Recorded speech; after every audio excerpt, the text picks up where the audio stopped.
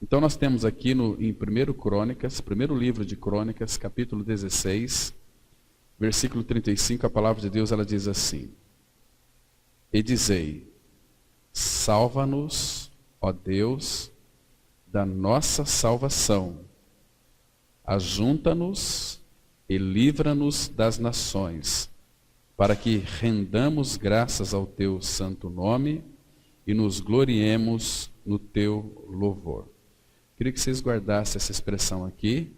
Salva-nos, ó Deus, da nossa salvação. Então vamos ter uma palavra de oração.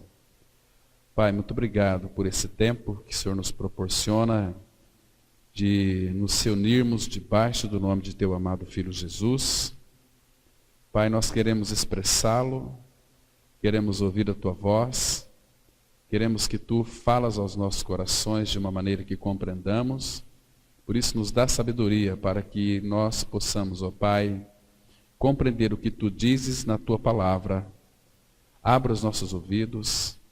Pai Santo, repreende toda ação do inimigo que tenta se levantar contra o teu conhecimento. Por isso, Pai, nós confiamos a ti mesmo a tua palavra, para que o Senhor a abençoe e a revele para nós. Nós estamos desejosos em ver algo mais da pessoa de Cristo. Ministra com cada um de nós, Pai. É o que nós te pedimos, agradecidos, em nome de teu amado Filho Jesus. Amém. Irmãos, esse versículo aqui ele é muito interessante porque ele nos chama a nossa atenção. Salva-nos, ó Deus, da nossa salvação. Interessante que tem uma salvação para nós ser salvos dela. Vocês se lembram? Nós já mencionamos alguns estudos aqui do Charles Finney.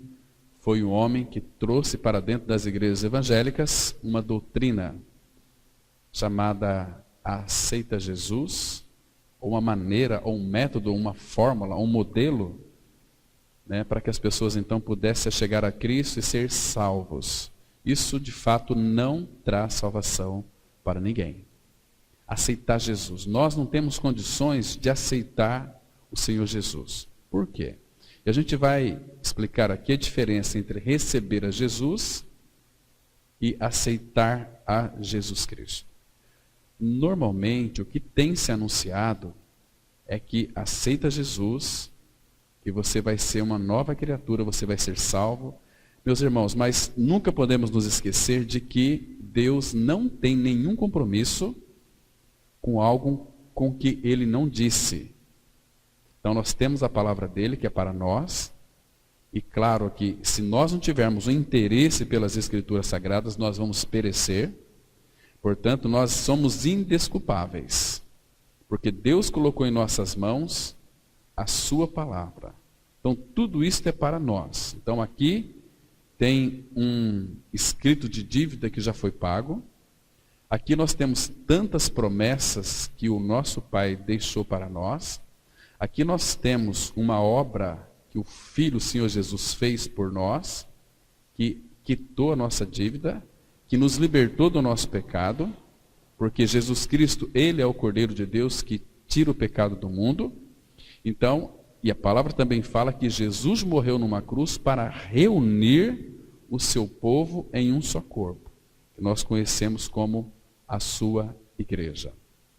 Irmãos, mas a palavra fala, e hoje eu quero tratar de um assunto bem evangelístico, e a palavra fala que todos nós já nascemos transgressores desde o ventre materno. Isaías 48, versículo 8, a palavra fala lá que ele já sabia que nós seríamos transgressores desde o ventre materno. Ou seja, que nós já nasceríamos com a natureza pecaminosa, contaminada pelo pecado. A nossa carne, ela já nasceu envenenada com o vírus da serpente. Então, por isso que aquele vírus da serpente nos leva a morrer dia a dia. O nosso corpo neste mundo, ele sofreu na realidade uma mutação. Deus nos criou para sermos eternos. Quando o pecado entrou no mundo, houve um envenenamento da carne. Então nós recebemos o vírus da morte por causa do pecado de Adão, que veio passando de geração a geração até chegar a nós. Então, nós já nascemos com o vírus da morte. Jesus Cristo, ele veio com uma proposta muito interessante. Ele diz lá em João 10, versículo 10, eu vim para que tenham vida, e vida em abundância. Vida em abundância é vida eterna. É uma vida que não se acaba nunca mais. Então ele trouxe para dentro de nós, quando então nós cremos no Senhor Jesus Cristo. Então ele trouxe para nós luz, trouxe vida, trouxe imortalidade pelo Evangelho. Então todos aqueles que creram no Senhor Jesus Cristo são habitados por Ele e agora tem um princípio de vida. Esse princípio de vida, ele começa no novo nascimento e vai para toda a eternidade. Este é o tempo que Deus nos dá para conhecer a Ele. A vida eterna é esta, que te conheçam a Ti, único Deus verdadeiro, e a Jesus Cristo a quem Tu enviaste. Então nós recebemos a vida eterna para conhecê-lo a partir do novo nascimento, e o nosso conhecimento vai por toda a eternidade e não se acaba mais. É conhecendo Ele, Ele que é a glória, o Senhor é a glória. Então, nós, por toda a eternidade, nunca vamos conhecê-lo de uma forma inteira, íntegra e plena, porque Ele é infinito. Nós vamos nos encantar todos os dias, na eternidade, conhecendo o Senhor. Irmãos, quando nós nos estivermos diante dEle, nós estaremos sendo vislumbrados pela glória dEle. E o Salmo 16:11, vocês conhecem, a palavra fala assim, que na presença dEle, a plenitude de alegria, e a sua destra delícias perpetuamente. Esse é o nosso Senhor, que vamos viver eternamente diante dEle. Por isso que no céu não haverá monotonia. Na nossa vida cotidiana, por mais bom que você viva neste mundo aqui financeiramente, sempre existe um período de vida em nós que temos uma rotina, que ficamos depressivos, que ficamos doentes, que ficamos zorumbáticos, tristes, mas na eternidade não vai existir isso. Não vai existir tristeza, porque diante dele, a presença dele nos proporciona uma alegria plena. Essa alegria já pode ser gozada aqui.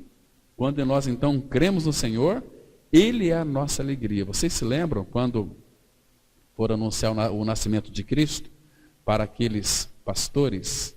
O que o anjo disse para eles? Eis que eu vos trago boas novas, que é para todo o povo. Mas boa nova que é de grande alegria para todo o povo. Não é uma alegria apenas, é uma grande alegria. Porque o nosso Senhor, Ele é grande. Então Ele tem um controle absoluto de todas as coisas. E as nossas vidas estão nas mãos dEle. Agora, irmãos, Ele deseja e quer nos salvar da nossa salvação. Essa salvação que eu quero me referir aqui, na qual a Bíblia também fala, existe uma salvação que ela tem iludido a cabeça de muitas e muitas pessoas que são frequentadoras de igrejas. Talvez o nosso meio pode ser que tenha alguma pessoa que nunca de fato nasceu de novo, embora conheça a palavra na sua integralidade. Por que nós sabemos disso? Porque Judas foi um homem que a palavra fala que ele experimentou tudo aquilo que concerne ao Senhor Jesus. Deixa eu mostrar para vocês, para citar um exemplo de alguém que precisava ser salvo da sua salvação. Porque Judas tinha um conceito de salvação. Porque estar com Jesus não significa ter Jesus. Muitas pessoas às vezes estão com Jesus, mas Jesus não está com elas. Muitas pessoas creem em Jesus, mas Jesus não crê nelas. No Evangelho de João, no capítulo 2, versículo 23 a 25, estando ele em Jerusalém durante a festa da Páscoa, muitos, vendo os sinais que ele fazia, creram no seu nome, mas o próprio Jesus não se confiava a eles. porque a todos conheciam e não havia necessidade de que alguém lhe desse testemunho do homem, porque ele bem sabia o que era a natureza humana. Então, eles creram em Jesus, eles estavam certos de que estavam com Jesus, mas Jesus não estava com eles. Porque eles creram, porque eles viam, não exerceram fé naquilo que ele disse, né? Então, essa é uma salvação na qual nós precisamos ser salvos. Porque uma salvação que eu possa ter no meu conceito, na minha consciência de que eu estou com ele, mas será que de fato eu tenho uma convicção de que ele está em mim? E para ele estar em mim não existe nenhuma fórmula, nenhum modelo, existe crer. Crer, por exemplo, um texto que nós conhecemos aqui, eu creio que é novidade para vocês. Gálatas 2:20, que diz assim: já estou crucificado com Cristo. Logo, já não sou eu quem vive, mas Cristo vive em mim. Então, eu estou em Cristo, mas Ele também está em mim. Por quê? Porque a Bíblia diz, e eu creio naquilo que está escrito. Às vezes nós podemos caminhar muito tempo com Jesus, experimentar tudo dele, sem contudo, nunca tê-lo como a nossa vida, como a nossa realidade espiritual. Assunto de Hebreus. Está aberto aí em Hebreus capítulo 6. Então, a partir vamos ver aqui alguns versículos muito interessantes. Hebreus 6, diz assim a palavra de Deus. Olha só a partir do versículo 4. Diz assim a palavra. Hebreus 6, verso 4. É impossível, pois, que aqueles que uma vez foram iluminados e provaram o dom celestial e se tornaram participantes do Espírito Santo e provaram a boa palavra de Deus e os poderes do mundo vindouro e caíram. A palavra aqui, caíram, no grego significa voltaram para trás.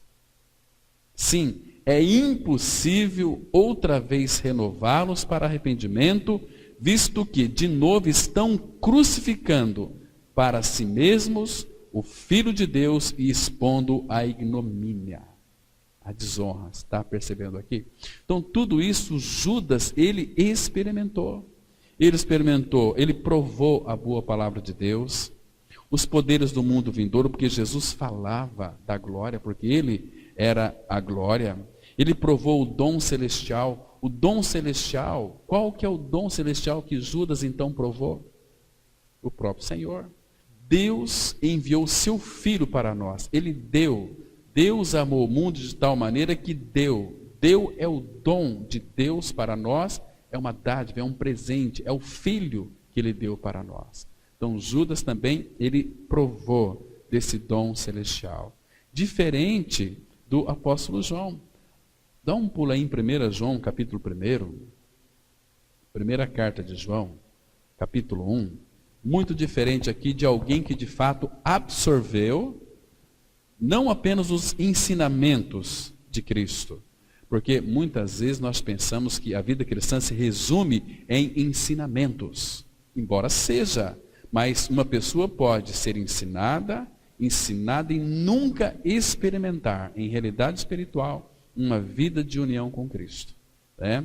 Olha só aqui, 1 João 1, versículo 1, a palavra fala assim: o que era desde o princípio, claro que aqui ele está se referindo ao nosso Senhor Jesus Cristo, o que temos ouvido, o que temos visto com os nossos próprios olhos, o que contemplamos e as nossas mãos apalparam com respeito ao verbo da vida. Então João está dizendo o seguinte, olha, ele esteve no meio de nós somos testemunhas de que o verbo tinha se feito carne, nós o vimos, nós o contemplamos. Claro que hoje a nossa realidade é outra, na expressão do Salmo 34, que diz assim: contemplai e sereis iluminados. A palavra contemplar no Salmo 34, que aparece lá no versículo 4, ela se refere à meditação, ou seja, muitos às vezes não obtêm o máximo da palavra de Deus, porque eles apenas leem as Escrituras, não discerne, não contempla, não medita na palavra. Não faz perguntas para os textos. O que isto tem a ver com a minha vida? O que ele quer dizer para mim? Então, como que eu posso saber? E a palavra fala assim, Tiago 1,5, se algum de vós necessita de sabedoria, peça a Deus que a todos dá, liberalmente. Peça, porém, com fé, em nada duvidando, porque o que duvida é semelhante à onda do mar, que é impelida, agitada de uma para a outra parte. Não pensa que este homem de ânimo dobre vai receber alguma coisa do Senhor. Tanto é que no Salmo 119, a palavra fala que Deus odeia a duplicidade. Ou nós somos quentes, ou nós somos frios. Não podemos ser mornos, irmãos. Hoje eu sou uma nova criatura, hoje eu sou um filho, mas amanhã eu estou aqui no meio do mundo com os meus amigos mundanos, então aqui eu esqueço que eu sou nova criatura. Não. Aí você está sendo uma pessoa morna. Pessoa morna, Deus vai vomitá-lo da boca. Ou nós somos filhos de Deus, assumimos um compromisso de seguir o Senhor, porque Ele faz um convite. O caminho da cruz não é algo compulsório. Ele diz assim, Ele não obriga-nos a segui-lo. Né? Sabe por que nós devemos seguir a Jesus? Porque Ele é o caminho. Se Ele é o caminho, eu tenho que segui-lo. Ele diz assim, Lucas 9, 23, se alguém quiser, né? Ele não está impondo compulsoriamente, não é algo compulsório, obrigado. Né? Se alguém quiser vir após mim, a si mesmo se negue, dia a dia tome a sua cruz e siga-me. O caminho da cruz é um caminho muito doloroso, porque envolve a negação de nós mesmos para servir a Ele. Porque quando nós negamos a nós mesmos neste mundo, o que nós estamos negando? Aquilo que nos daria satisfação neste mundo. Você está dizendo então que Deus é um desmancha prazer? Não, muito pelo contrário. Nosso Deus e Pai é um Deus que gosta de festa. O Senhor Jesus foi um festeiro, né? Ele se reunia com os pecadores, comia e bebia. Tanto é que ele foi considerado e chamado de glutão e beberrão. Beberrão. Jesus tomava um vinho, né? Comia junto com os pecadores. A palavra fala que Jesus era amigo dos pecadores. Isso significa que Jesus nunca foi o nosso inimigo. Sempre foi o nosso amigo. Ele disse lá em João 15, um amigo de verdade dá vida pelos seus amigos. Ele é o nosso amigo, né? Então aqui, João está dizendo o seguinte, nós apalpamos, as nossas mãos apalparam com respeito ao verbo da vida. E o versículo 2, ele diz assim, traz uma linda revelação para nós. E a vida se manifestou. Uma vez que essa vida foi manifestada, significa que todos nós temos acesso a ela. Porque ela foi manifestada. Não foi algo oculto. Ela estava oculta no coração de Deus nos séculos passados, nas eras. Deus tinha um segredo. Mas na pessoa de Cristo, esse segredo foi revelado. Foi manifestado. Né? Aquele mistério que estivera oculto nos séculos e nas gerações. Mas agora Deus quis dar a conhecer qual seja este mistério. Que é Cristo em vós, a esperança da glória. Então, e a vida se manifestou, e nós a temos visto, e dela damos testemunho, e vô-la anunciamos, a vida eterna, a qual estava com o Pai, e nos foi manifestada. Está vendo aqui? Isso é muito lindo para o nosso coração, porque esta vida, se o Pai não tivesse nos dado, não apenas deu, mas o Pai quis que nós a conhecêssemos. Porque se o Pai não quisesse que essa vida fosse manifestada, nós nunca iríamos descobrir. Nós nunca teríamos a possibilidade de sermos homens e mulheres salvos. Mas o Pai então a manifestou a nós. Então João dá testemunho desta vida. Então temos que nos apegar a esta palavra, crer e descansar. Ele diz aqui no versículo 3, o que temos visto e ouvido, anunciamos também a vós outros, para que vós, todos nós aqui, igualmente mantenhais comunhão conosco. Aí, olha que lindo aqui, irmãos. Comunhão conosco. Claro que aqui era a pena de João, mas a voz do Espírito. para que mantenhais comunhão conosco. Aqui o Espírito Santo está nos chamando para uma relação de intimidade com Deus Pai, Deus Filho, Deus Espírito Santo, como a Trindade Santa. Quando nós nascemos de novo, nós somos jogados para dentro da Trindade, para desfrutarmos de Cristo, do Pai e do bendito Espírito Santo. Ter comunhão com essas três pessoas da Trindade. Nas nossas orações, quando nós oramos assim, Pai, nós oramos em nome de Jesus, mas quem de fato nos sustenta e nos ensina e nos faz a orar é o Espírito Santo. Então, nas nossas orações, quando nós oramos a Deus, as três pessoas da Trindade estão envolvidas. O Pai que ouve, Jesus que é o intermediador, e Romanos 8, versículo 26, fala que o Espírito Santo nos assiste em nossa fraqueza, porque nós não sabemos orar como convém. E segundo a vontade de Deus é que Ele, o Espírito Santo, intercede pelos santos. Não é maravilhoso isso? Então o Pai preparou tudo para nós, para que nós pudéssemos desfrutar dele. E aí, ora, nossa comunhão é com o Pai e com o seu Filho Jesus Cristo. Estas coisas, pois, vos escrevemos, para que a nossa alegria seja completa. Irmãos, nós não temos comunhão com o presidente da República, com o governador. Temos comunhão com Deus Pai, Criador de todas as coisas, com Deus Filho, aquele que veio este mundo em carne, aquele que morreu numa cruz, aquele que nos atraiu no seu corpo santo, para que o nosso pecado então fosse removido de nós, aquele que nos levou para a sepultura junto com ele. E a palavra fala que nós fomos ressuscitados juntamente com ele, e um dia, meus irmãos, quando o nosso coração parar de bater, nós vamos descer para a sepultura, o que vai acontecer?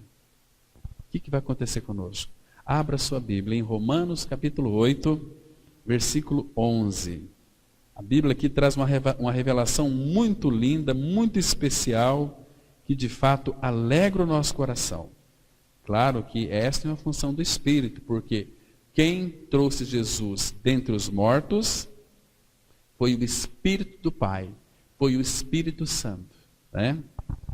E aí, Romanos 8, 11, a palavra de Deus, ela diz assim, preste atenção aqui, diz assim a palavra. Eu vou ler o 10 também, quero explicar alguma coisa no versículo 10, que é muito interessante. Se, porém, Cristo está em, esse em aqui significa, se, porém, Cristo está dentro de vós. O corpo, na verdade, está morto por causa do pecado. Qual corpo que está morto? Qual corpo que está morto nesse sentido aqui? Nós pensamos que é o nosso corpo aqui, né? Mas não é. Nosso corpo ainda não morreu. Então, esse corpo que está morto aqui, se Cristo está em nós, claro que o corpo, ele está morto por causa do pecado. Qual corpo que é? A palavra fala assim, Romanos 6,6. Sabendo isto, que o nosso homem velho foi com ele crucificado, para que o corpo do pecado seja destruído, e ali a palavra significa aniquilado, tornado sem efeito. Então, o corpo do pecado foi crucificado e morto. Então, se Cristo está em nós, o corpo, na verdade, está morto por causa do pecado. Mas o Espírito é vida por causa da justiça. Então, há uma causa aqui que trouxe justiça para o nosso coração. A justiça não a nossa, mas a justiça que é o nosso próprio Senhor. Aquele que não conheceu o pecado, Deus, o Pai, o fez pecado por nós, para que nós, nele, fôssemos feitos justiça de Deus. Então, a justiça de Deus é Cristo, que fez uma justiça, uma obra plena na cruz, nos incluindo naquele sacrifício e nos justificando absolutamente do pecado. Romanos 6,7 diz assim, porquanto quem morreu, aquele que está morto, justificado está do pecado. Então, se a justiça de fato foi feita na cruz em Cristo, então nada impede de Deus nos dar a sua vida, que é a vida do Filho. Então, se nós temos a vida do Filho, quando nós cremos em Cristo, No momento em que nós cremos em Cristo Jesus, nós recebemos o Espírito Santo, como diz lá em Atos capítulo 11, versículo 17. Que Pedro, fazendo referência ao dia de Pentecostes, quando ele foi pregar na casa de Cornélio, Cornélio creu. Quando Cornélio creu, Pedro testificou. Se Deus concedeu o mesmo dom que a nós, a eles, quando cremos no Senhor Jesus, quem seria eu para contestar alguma coisa? Então eles receberam o Espírito Santo. Nós, quando cremos na obra completa da cruz, nós também recebemos o Espírito Santo pela ressurreição, né? Porque fomos regenerados. 1 Pedro 1,3, a palavra fala assim: bendito Deus e Pai de nosso Senhor Jesus Cristo, que, segundo a sua muitas misericórdias, nos regenerou para uma viva esperança, mediante a ressurreição de Jesus dentre os mortos. Então, quem ressuscitou Jesus dentre os mortos? O Espírito do Pai e o Espírito Santo. Mas o versículo 11 diz assim, Romanos 8,11: se habita em vós o Espírito daquele que ressuscitou a Jesus dentre os mortos, esse mesmo que ressuscitou a Cristo Jesus dentre os mortos, vivificará também o vosso corpo mortal, por meio do seu Espírito que em vós habita. Um corpo mortal. Esse corpo mortal aqui está fazendo uma alusão a algo que vai acontecer, que não aconteceu ainda. Mas se você creu, que você está crucificado com Cristo, que você morreu com Cristo, que ressuscitou com Cristo, que Cristo é a sua vida, a tua glorificação e a minha, ela vai acontecer. Aqui em Romanos mesmo, olha um pouquinho para frente aqui, a palavra de Deus diz assim, versículo 30, olha aqui, irmãos, sabemos que algumas coisas aqui não se cumpriram ainda, e uma delas é a nossa glorificação. Diz assim, ó, Romanos 8,30, e aos que predestinou, irmãos, predestinou aqui, ele não está falando de doutrina de predestinação, e aos que predestinou, predestinou para quê? Para ser conforme a imagem do Filho. Nós somos predestinados a nos parecer com o Senhor Jesus. E o versículo 30 diz assim, e aos que predestinou, a esses também chamou. E aos que chamou, a esses também justificou. Então nós já fomos justificados porque nós morremos com Cristo. E aos que justificou, a esses também glorificou. Agora uma pergunta, você é uma pessoa glorificada? Claro que não. Mas no tempo kairós de Deus, o Pai já nos vê glorificado. Então ele poderia escrever aqui. Então a nossa glorificação não aconteceu ainda. Mas se nós somos filhos de Deus em Cristo Jesus, eu e você, nós seremos glorificados. E essa glorificação, sabe o que ela significa? É que nós vamos receber um corpo semelhante ao corpo da sua glória. Onde nós poderemos contemplar a face do Pai, na face de Cristo, sem sermos consumidos. Hoje, se qualquer um de nós aqui nesse estado, ainda que nós tenhamos a vida de Cristo, se Deus o Pai aparecesse diante de nós, nós seríamos consumidos, porque nós habitamos ainda num corpo, numa carne pecaminosa, numa carne que sofre os efeitos da queda. Vocês estão me compreendendo, irmãos? Então, a nossa glorificação, ela não aconteceu ainda, mas ela vai acontecer. Quer ver só? Olha que lindo, Filipenses capítulo 3. Abra sua Bíblia em Filipenses capítulo 3. Aqui ele vai mostrar que a nossa glorificação, ela vai ocorrer. A glorificação o nosso corpo vai sofrer como que uma metamorfose. Filipenses 3:20, a Bíblia diz assim, olha que lindo, irmãos. Pois a nossa pátria está nos céus, de onde também aguardamos o Salvador, o Senhor Jesus Cristo. Irmãos, o que é que nós estamos fazendo neste mundo aqui? Crescendo no Senhor e aguardando a volta dele. É tendo um maranata em nosso coração. Agora, olha o versículo 21. O qual transformará o nosso corpo de humilhação para ser igual ao corpo da sua glória, segundo a eficácia do poder que ele tem de até subordinar a si todas as coisas. observa aqui que o nosso corpo será transformado, esse corpo de humilhação. Por que é de humilhação? Se você que é jovem, e essa é uma reunião de jovem, olha no espelho, contempla um pouquinho ali. E depois, 50 anos, você se contempla de novo.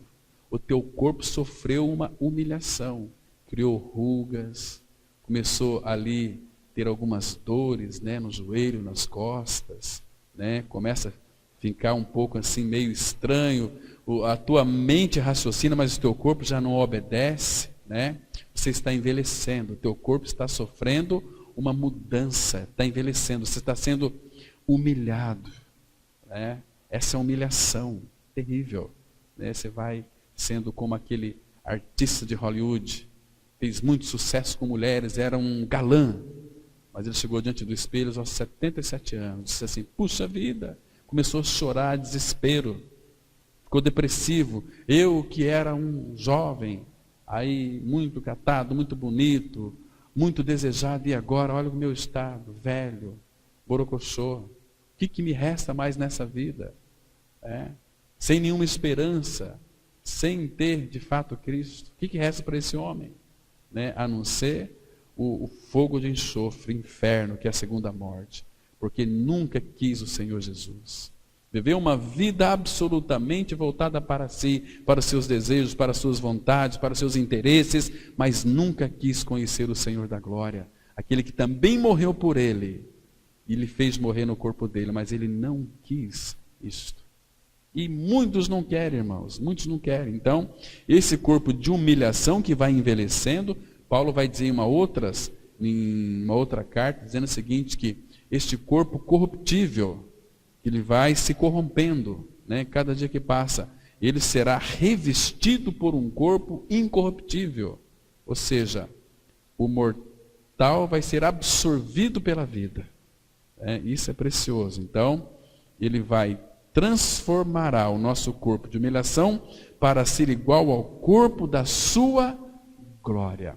Jesus, ele é o Senhor da glória, ele é a glória, ele está glorificado, sentado à destra do Pai. Para onde nós vamos? Estamos lá pela fé, porque nós morremos e a nossa vida está oculta com Cristo em Deus.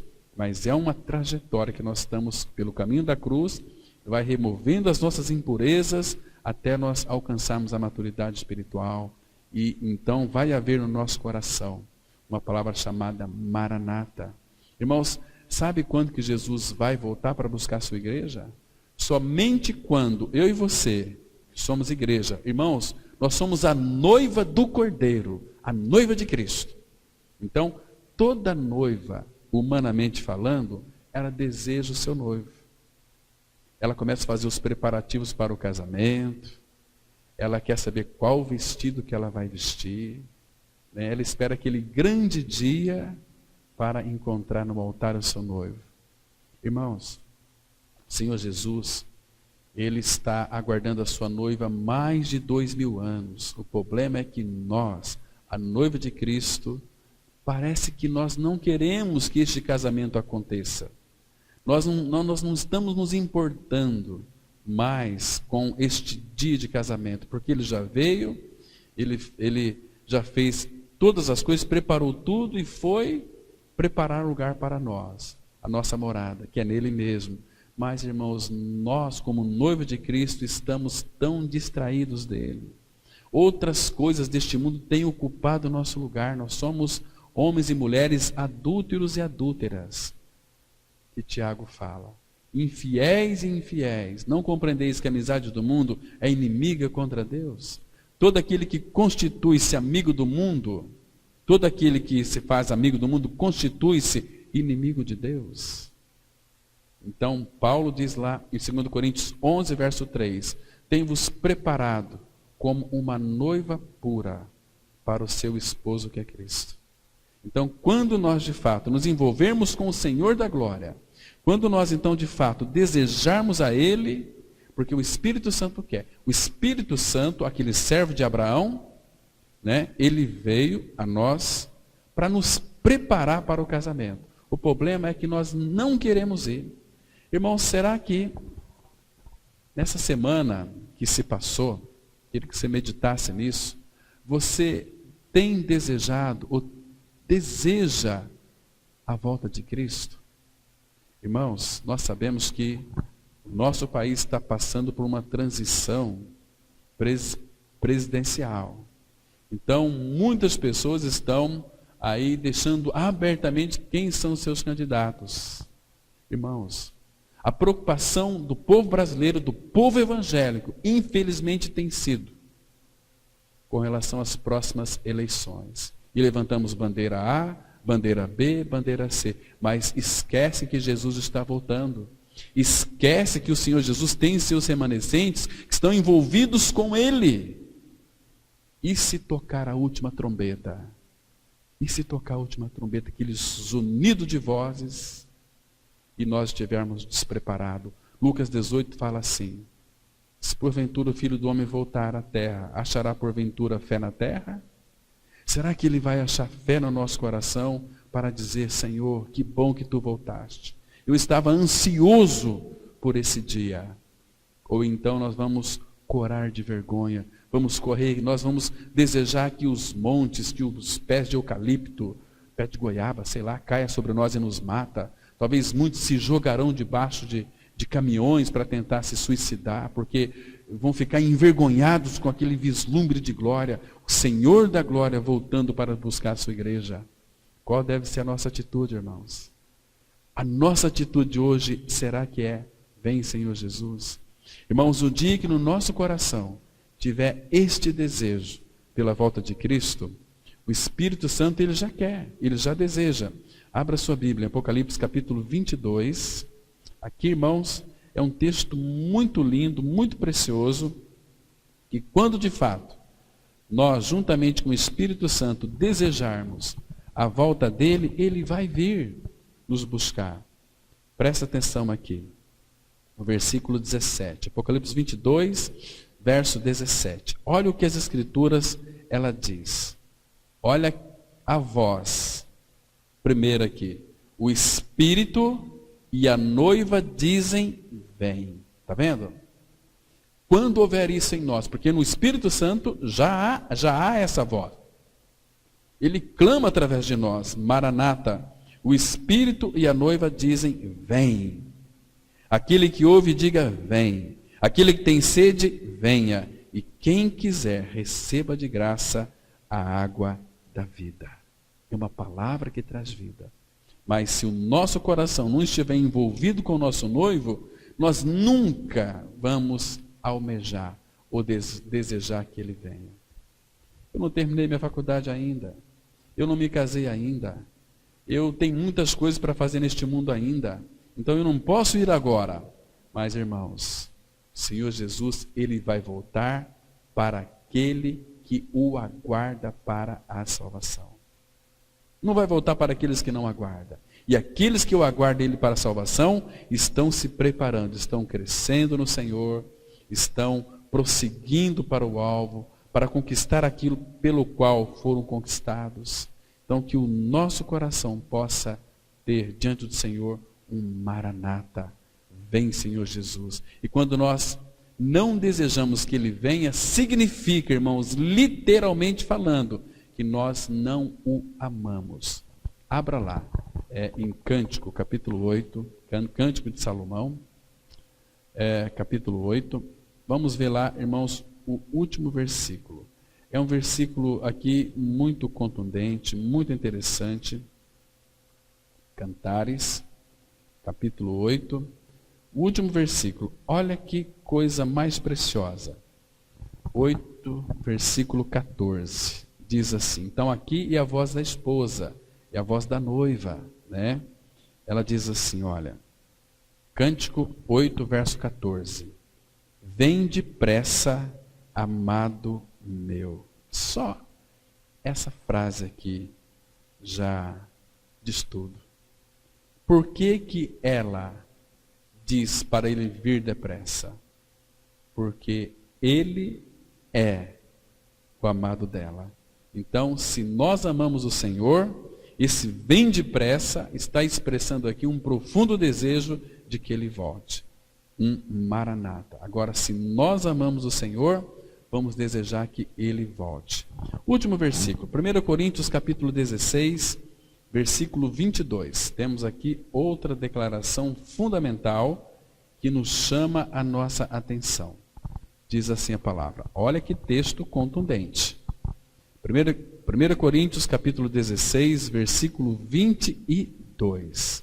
Diz assim, olha. Se alguém não ama o Senhor, seja maldito, ou seja, anátema. Maranata. Está vendo aqui? Se alguém não ama o Senhor, seja anátema. Porque existem pessoas que amam o Senhor e que desejam que Ele volta. Para esses, não vai ser anátema, mas vai ser maranata. Então, quem não ama o Senhor é maldito. Mas quem ama o Senhor, maranata. Vocês entenderam esse versículo aqui? Se alguém não ama o Senhor, seja anátema. Se alguém ama o Senhor, maranata. Porque todo aquele que o ama vai dizer o seguinte, maranata. Será que um casalzinho de namorado aqui, vamos colocar uma situação hipotética, né? Está lá o nosso irmãozinho na casa dele.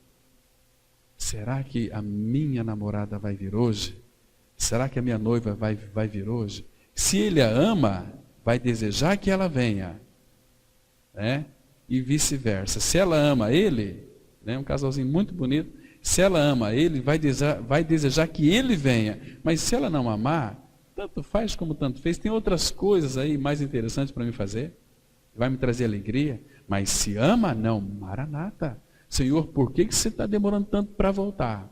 Vem, Senhor Jesus. Meu coração tem um maranata. Agora, se nós não tivermos um maranata no nosso coração, significa que nós não amamos. E se nós não amamos, somos malditos.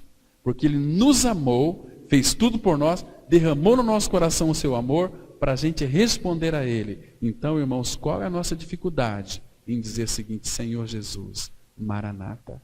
Pulamos a maldição, porque nós o amamos, nós então o desejamos. Mas como se eu nunca vi o meu Senhor? Quer ver? 1 Pedro 1,8. 1 Pedro 1,8. A palavra ela é tão linda aqui, irmãos. Pedro, ele sempre trata do amor, né? Porque ele negou Cristo 3 vezes. Porque Pedro, então, não tinha aquela capacidade de sustentar o amor pelo Senhor na energia da carne. Mas quando Pedro nasceu de novo, ele então amava o seu Senhor. E não se importava se ele desse testemunho, se aquele testemunho lhe traria morte, para ele não teria nenhum problema. Né? Mas o versículo 7 diz assim, depois vamos para o 8. Para que, uma vez confirmado o valor da vossa fé, muito mais preciosa do que o ouro perecível, mesmo apurado por fogo, redunde em louvor, glória e honra na revelação de Jesus Cristo. A palavra fala aqui, a palavra revelação de Jesus Cristo é na manifestação, ele está fazendo o apontamento para a sua vinda. Quando ele se revelar, aqui fala da vinda dele.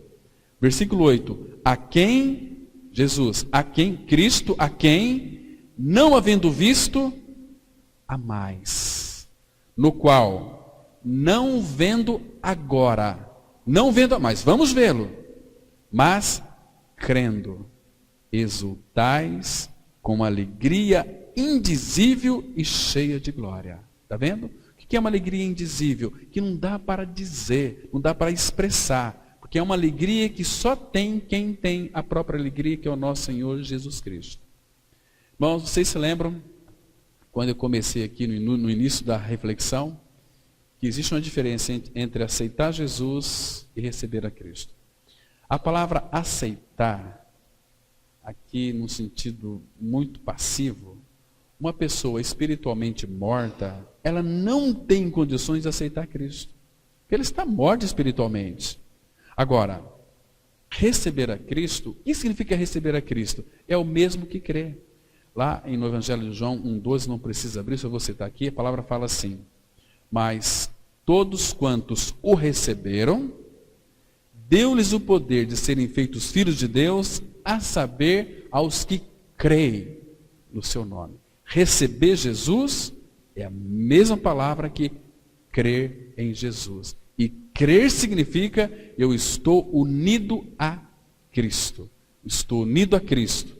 na minha morte com Ele, no meu sepultamento com Ele, na minha ressurreição com Ele.